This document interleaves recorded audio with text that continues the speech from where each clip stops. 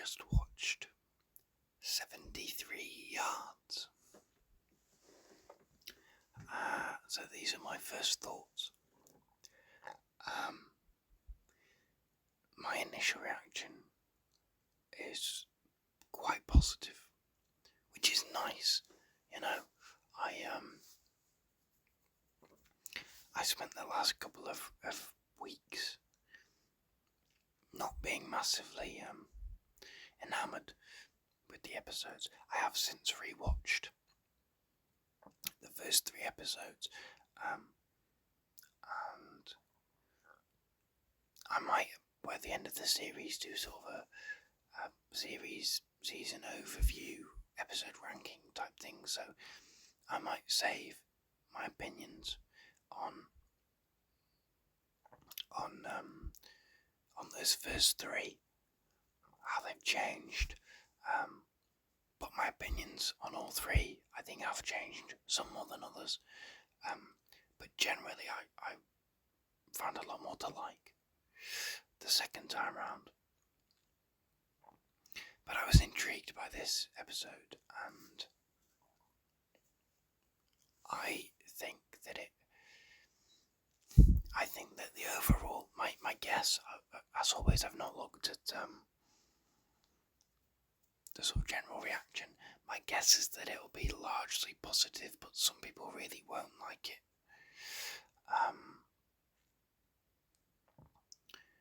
But I enjoyed this. I enjoyed the fact that it was totally kind of different, and I think it was interesting in that it kind of has you guessing, not necessarily. I mean, I didn't see it coming in terms of what the woman was.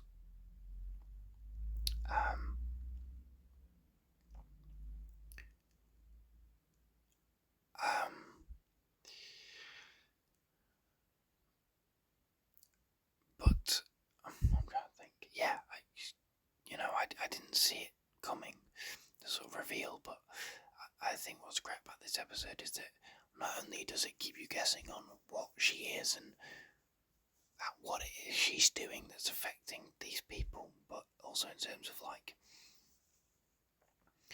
the period of time and the fact that it seems like it's maybe a week from, it's a few days from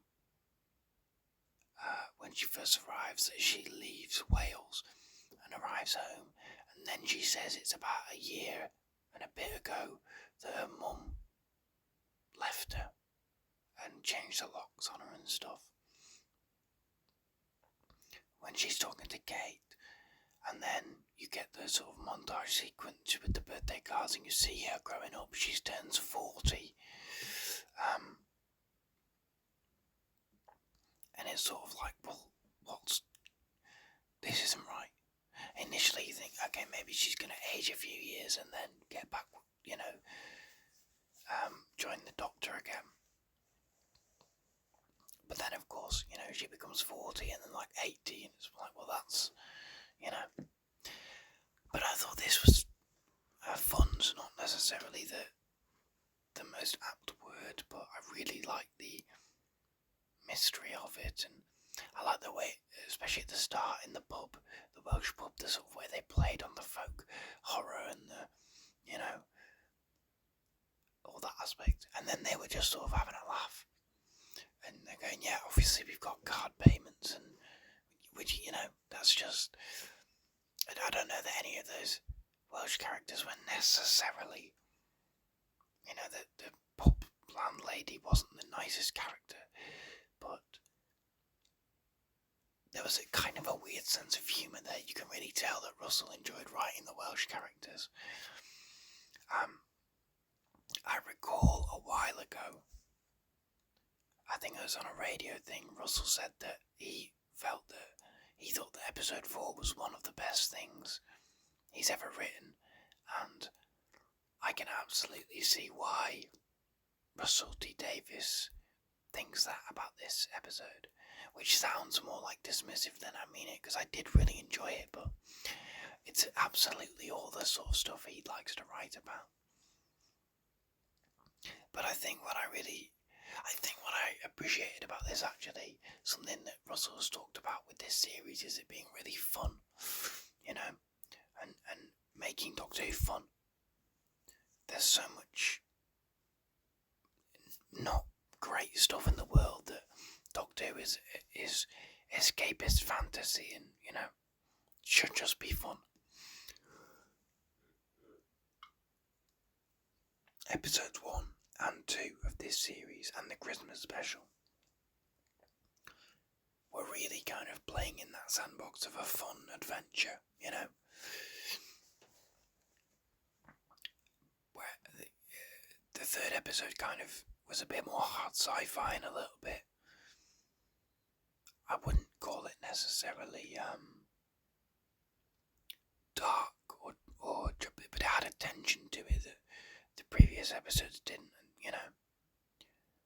but this was quite dark. Not only in terms of its playing on folk horror, and it's not scary in that sense, I didn't think, but it's playing on folk horror, but also the political stuff, the fact that like it's very heavily implied that the Roger William character is a rapist. Like it's barely even subtext, right? Like he definitely raped Marty. And I felt that in a way this was almost Torchwood-esque in the sense that it was, I think the fact that the Doctor wasn't there, and the fact that there were these darker themes, and the fact that it was very Welsh, it all felt kind of Torchwood-esque, not massively so, it's not sex and not swearing and blood and gore and all the stuff you get in Torchwood, but there was an edge to it that I enjoyed. I also felt it was quite similar to the Sarah Jane Adventures story, The Curse of Clyde Langer, as well, with, everyone turning on Ruby, everyone who spoke to the woman screaming and running, and her own mum, turning against her.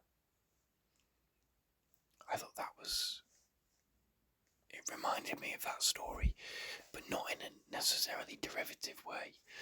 And again, I think it's the difference between one of the things I didn't care for in terms of the previous episode, Boom. And I will say I enjoyed that episode more on a rewatch, but one of the things I didn't necessarily care for was Moffat's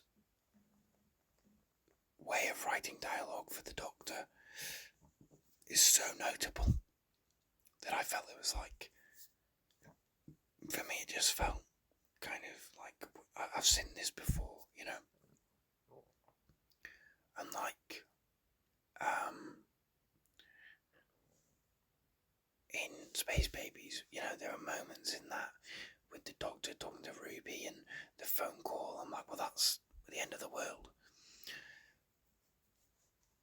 I have a little bit more of a problem. It's not necessarily a problem, but I'm a little bit more forgiving if the stuff that it's kind of reminds me of stuff I've seen before is not stuff from Doctor Who.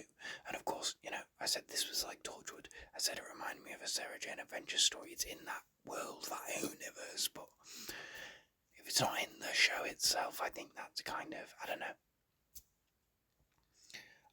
I didn't find this episode derivative, even though, it was like stuff I've seen before.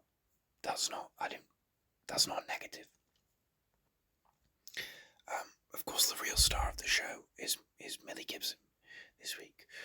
A Dr. Light episode. It feels like a long time since we've had a proper, genuine Dr. Light episode. I can't think the last time. Probably Turn Left, right? I know some people say Flatline is, but I don't really consider that to be. But this is, fully, he's barely in it. He's in it at the start, he's in it at the end. Clearly, because Judy Capper was doing sex education, and so let's just do a story with the companion. But I think that Millie Gibson absolutely shone. It was very good in this. I said at Christmas that there was a weird.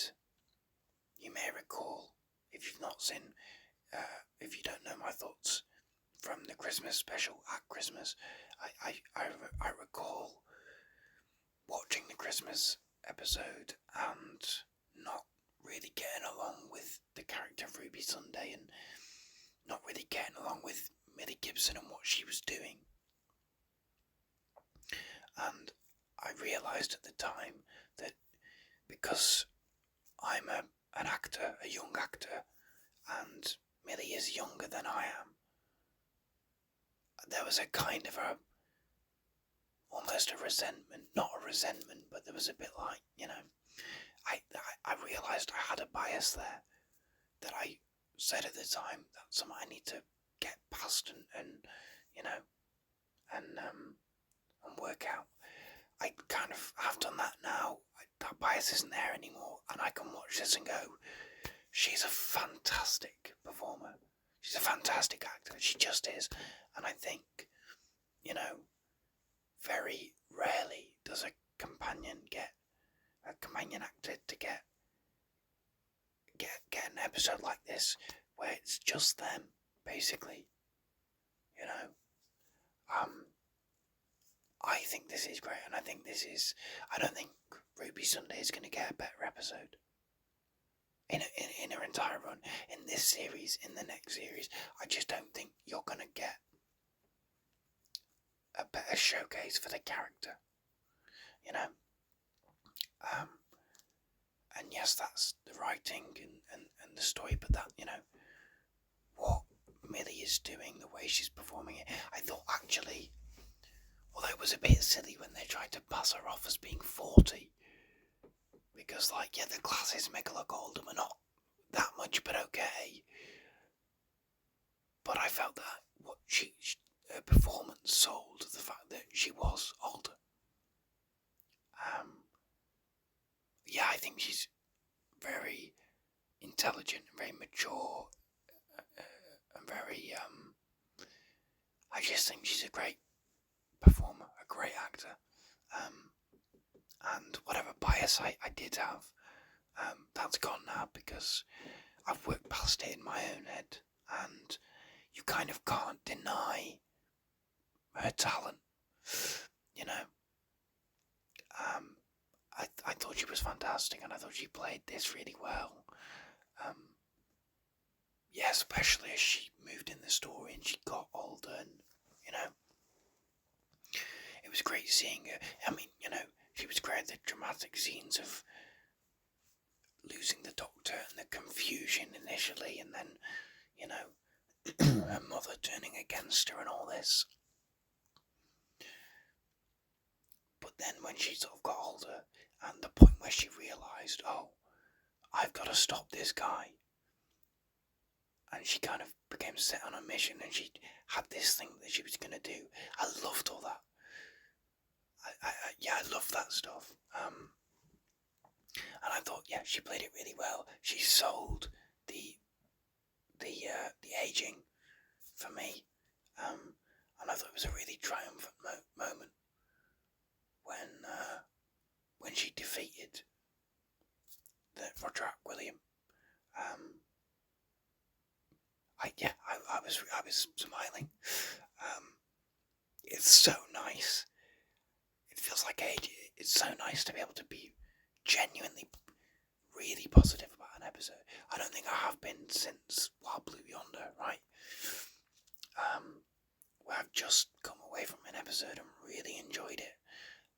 But I did really enjoy this. I ended up watching this with my parents, actually, as it happened.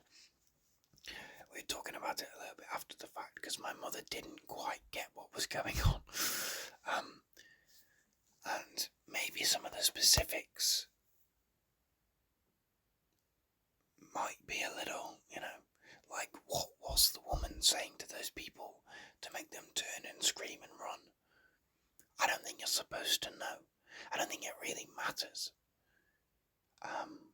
Because clearly there is a mystical, supernatural element there. Again, it's something reiterated by Kate Stewart that things are turning more supernatural. But yeah, I think I have not delved into the behind the scenes, into Unleashed. I've no doubt Russell will talk a lot about this in, bonus material. And I'm sure there are questions that do have answers that would be fun to learn, but I don't think that's the point, But yeah, I enjoyed this, and I loved that it was different, and that it was a bit darker, and a bit, I really, really liked it. And again, my last point on Millie is that at no point in the entire episode did I miss Ncuti Gatwa, and he's been fantastic the past few episodes, but I was not missing him. I was not going, when is Ncuti going to come back yet? Millie carried it brilliantly. I hope that we get, I know we sort of had it with Boom last week, I suppose, was a really Ncuti-centric episode, but I hope he gets just as much good material. Whether or not I doubt he'll get a full Doctor, companion light story, but yeah, I really liked it. What was it? I was going to make another point.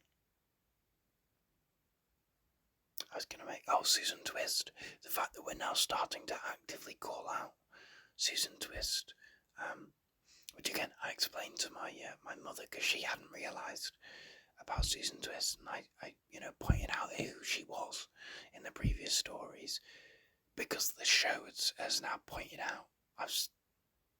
Do I not know you? Haven't I seen you before?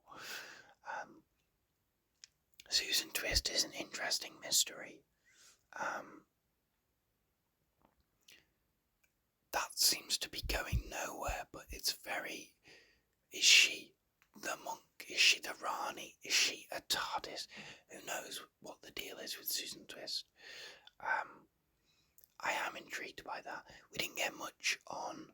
I'm now just going through the sort of ongoing mysteries that we know we've got.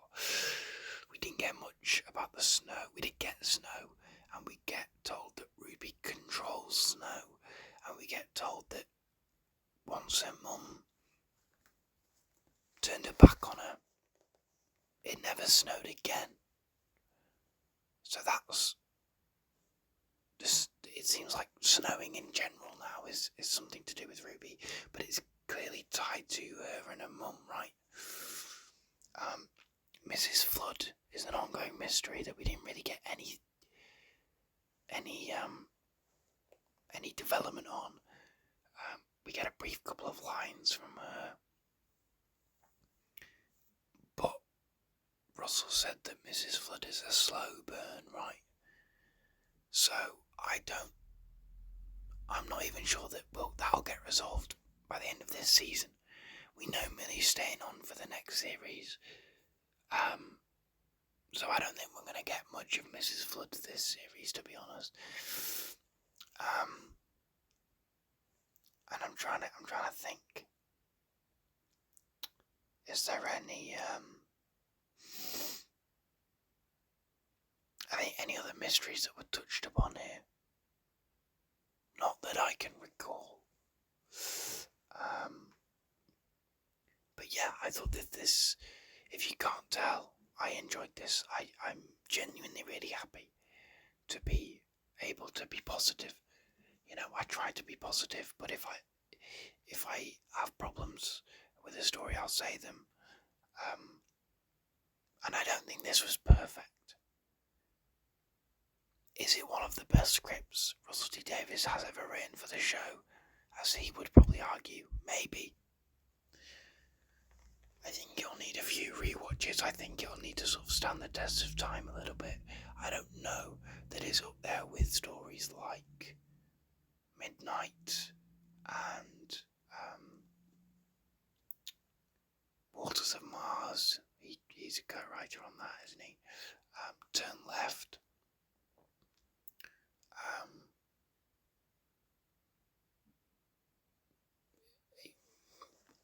I think it's sort of on the level of, I don't know, maybe it is up there with those. I think I'd put it about level with Turn Left. I'm not as big on Turn Left as some people. I do like it, but I'm not as big on it as some people. I wouldn't say this is as good as Midnight, but I do think it's a very strong, it's certainly my favourite of the series so far. Did I enjoy it more than Wild Blue Yonder? I'm not sure, but certainly those two have been my strongest so far, which is good, as much as I do have my problems with this era, and I do think that, overall I'm not loving the vibe of it, and I'm not loving the way things are going necessarily. I'm not hating it, and it's nice to have an episode come along and just be really great. So yeah, those are my thoughts on 73 Yards. I won't keep you any longer. I really enjoyed it. I thought it was a very strong story. For me, it's easily the highlight so far. Very intrigued by next week's Dot and Bubble, but we'll see. But yeah, let me know your thoughts. What did you think of 73 Yards? Did you like it as much as I did? Did you not like it? It might be the case that no one else likes it, but we'll see. Yeah, comment down below, like the video if you liked it, subscribe of course if you haven't. And I will see you all next week for my reaction